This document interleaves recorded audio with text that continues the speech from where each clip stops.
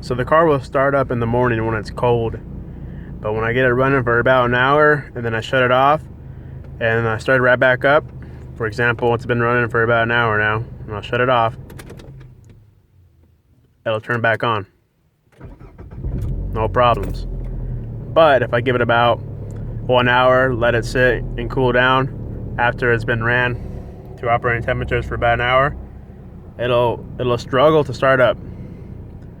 I changed the spark plugs. I believe it could be the camshaft position sensor or the crankshaft position sensor, but I don't want to throw parts at it. So reaching out to see what you guys have experienced or have done to fix this problem. Thank you.